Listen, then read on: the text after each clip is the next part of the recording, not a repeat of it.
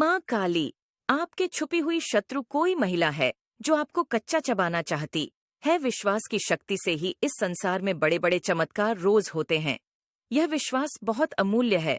मेरे बच्चे, यदि तुम्हारे अंदर कोई कमी है तो उसे ढककर या उसे स्वयं से दूर करने भर से तुम्हारा भला नहीं होगा। इसके लिए तुम्हें स्वयं को और बेहतर भी बनाना पड़ेगा।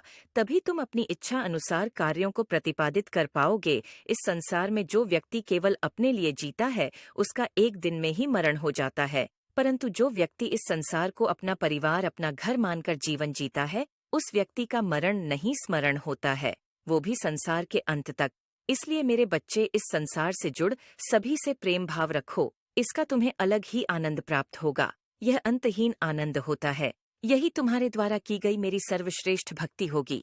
मेरे बच्चे, इस प्रकार की भक्ति न सिर्फ तुम्हें मेरे समीप लाएगी, बल्कि यह तुम्हें तुम्हारे समीप भी ले जाएगी। यही तुम्हारे जीवन में सुखों का संचार करेगी, वह सुख जिसकी आवश्यकता तुम्हारी आत्मा को है। मेरे बच्चे, ये संसार भले ही स्वार्थी प्रतीत होता हो, पर तुम अपना मन मलिन बिल्कुल मत करना। अपनी अद्भुत ऊर्जा को सकारात्मक ही रखना। अपनी पवित्र ऊर्जा को किसी और ओर की नकारात्मकता से प्रभावित ना होने देना।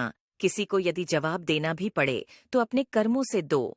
तुम्हें चुनौतियों से भयभीत नहीं होना है, क्योंकि तुम मेरे प्रिय भक्त हो। जो व्यक्ति जीवन में भयभीत होता है वह जीवन में आगे नहीं बढ़ पाता है। तुम्हारा जन्म सफल होने के लिए हुआ है। अपनी अलौकिक ऊर्जा से तुम्हें इस संसार का कल्याण करना है। उसके लिए तुम्हें स्वयं को तैयार करना पड़ेगा, स्वयं पर कार्य करना होगा। प्रतिदिन तुम्हें अपनी कुशलता और ज्ञान को बढ़ाने के लिए कार्य करना होगा। मेरे बच्चे, मैं तुम्हारे साथ रहते रहते तुम्हारे जीवन का हिस्सा बन गई हूँ। तुम्हारी भक्ति ने मुझे तुमसे पूरी तरह से जोड़ दिया है।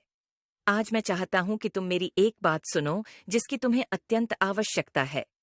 मेरे बच्चे, तुम्हारे आसपास अधिकतर लोग तुमसे प्रेम करने वाले हैं, परंतु बहुत से लोग ऐसे भी हैं जो तुम्हें पसंद नहीं करते या तुमसे घृणा करते हैं।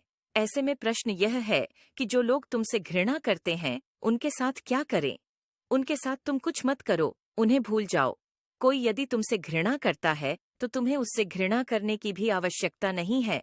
घृणा करना उस व्यक्ति की समस्या है, तुम्हारी नहीं। यदि तुम इस स्थान पर नहीं होते तो भी वह व्यक्ति किसी न किसी से घृणा कर ही रहा होता।